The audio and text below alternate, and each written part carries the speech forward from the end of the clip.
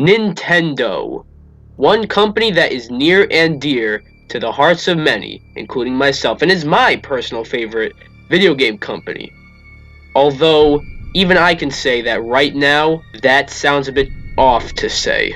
Because recently they've gotten themselves into some hot water with certain decisions. But what happened here? Let's talk about it. Hi guys, DPX here, and I am the in-depth detective. Welcome to the show with that same name. Today we look at what the hell is going on with Nintendo. Before we get started though, you guys know what to do. Be sure to like this video, subscribe to notifications, and leave a comment. You'll be a loyal subscriber.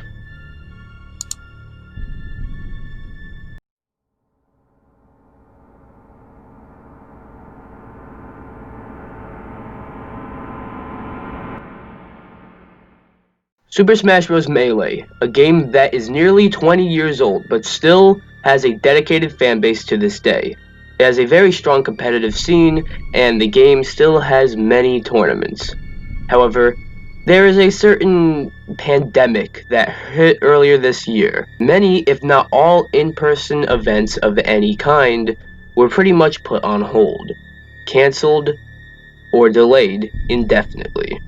This included tournaments for games like Smash. Super Smash Bros. Ultimate was also affected. But while the pandemic did sort of hurt the competitive scene for that a bit, tournaments were still able to happen via Wi-Fi. However, you can't do that with Melee. At least if you don't have Slippy. In case you're not sure, Melee is on the Dolphin emulator, and Slippy is a mod that gives a 20-year-old game rollback netcode. That is quite impressive, if I do say so myself. Remember this though, Nintendo had nothing to do with Slippy. Come late November 2020, it's time for the Big House, an annual tournament for Melee and Ultimate. Again, Ultimate has online play, but there was no way to have a Melee tournament during the current global pandemic. So as a solution, the Big House uses the Slippy mod for Melee. However, Nintendo got a hold of this, and what they did about it didn't sit well with anyone.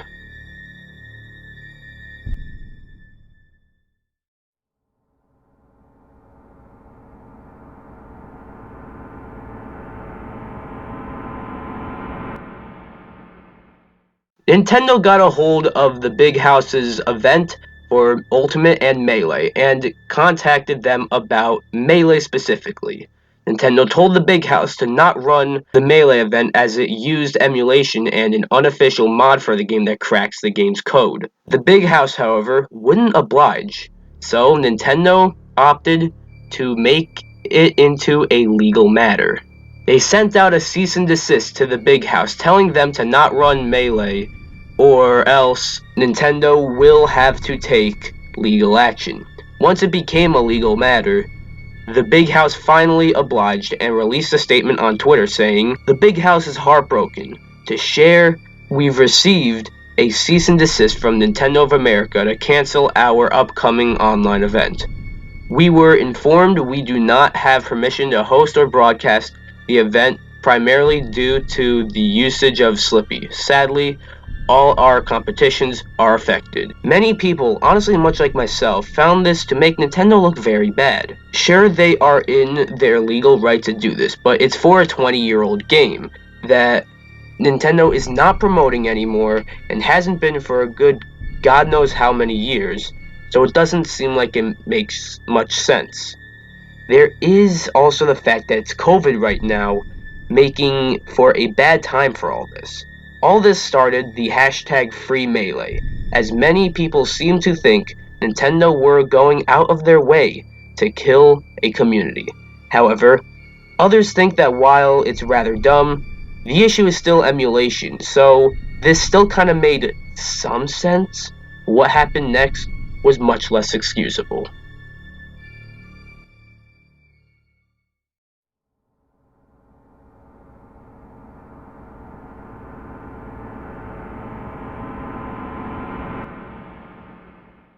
It's worth noting that Nintendo doesn't really support the competitive scene for Smash, whether it be Melee or Ultimate. They'll officially endorse an Ultimate tournament, but that's about it. However, that's not the case with Splatoon. Nintendo holds official Splatoon tournaments and even promoted the Splatoon esports in the Nintendo Switch reveal trailer back in late 2016. So it's safe to say they are very much behind the Splatoon community. Fast forward just a few days ago from writing this. Nintendo are holding the Splatoon NA Open, which they are live streaming on their YouTube channel. The finals of the tournament were waiting to be streamed. However, the Splatoon community showed solidarity and support for the Smash community, changing their teams' names to stuff like Free Melee, Wave Dash, Meleetation, and other names in support of Melee and Smash.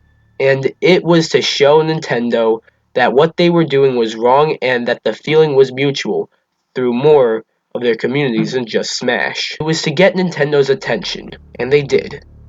But here is where it gets rather inexcusable.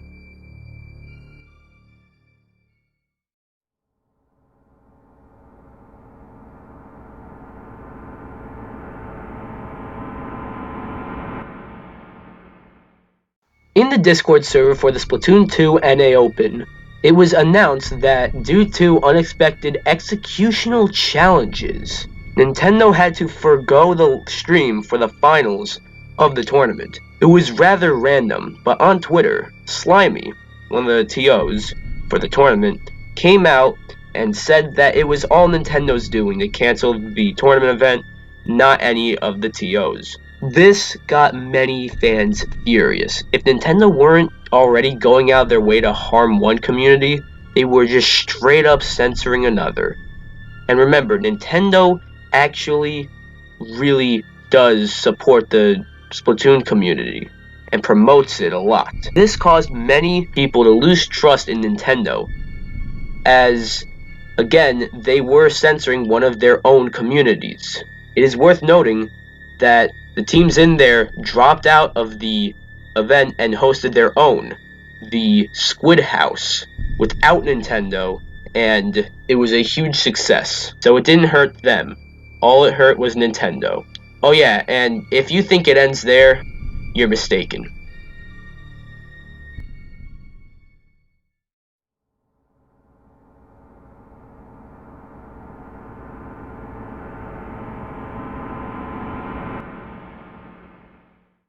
Etika, a YouTuber who made many videos about Nintendo and was widely regarded as one of the best Nintendo content creators ever. And he sadly took his own life mid last year, teaching us that it doesn't hurt to seek help if you need it.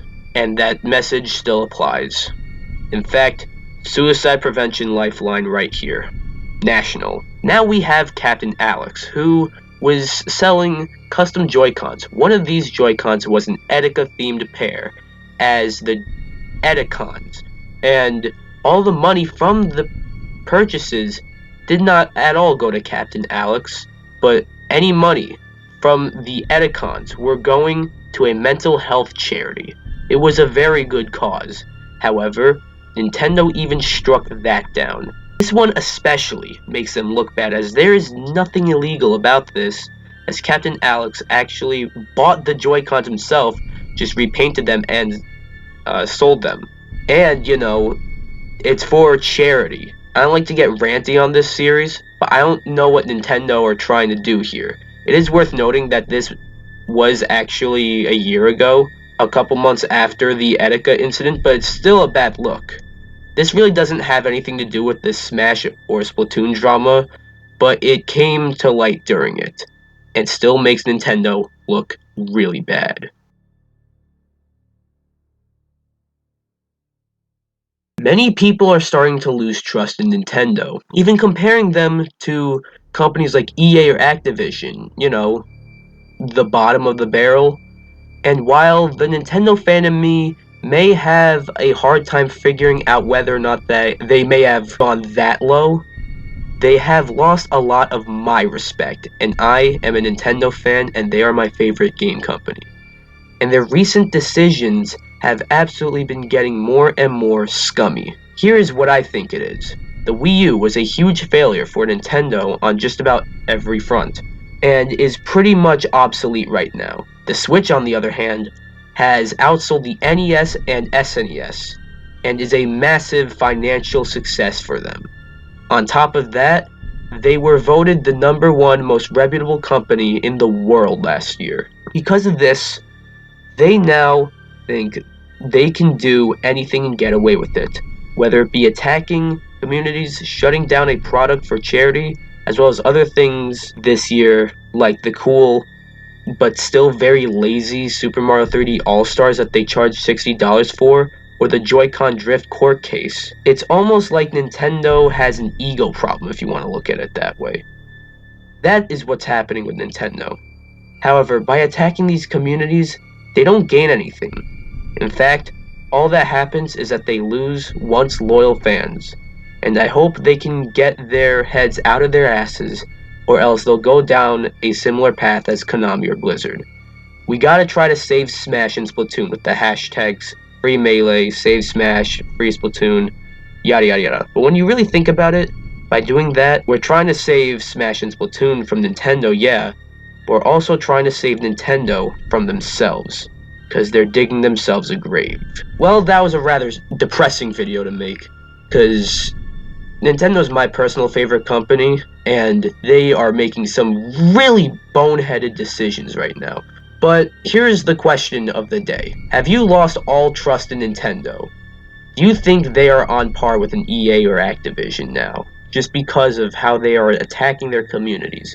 Let me know in the comments, because I'm curious. Anyways, that was this episode of The In-Depth Detective. I hope you enjoyed it, and shout out goes to ML for guessing the episode right. Anyways, be sure to like this video, come subscribe, and let me know of any other games, movies, shows, companies, game consoles, anything of the sort that you want me to cover on this series. Alright, see you guys.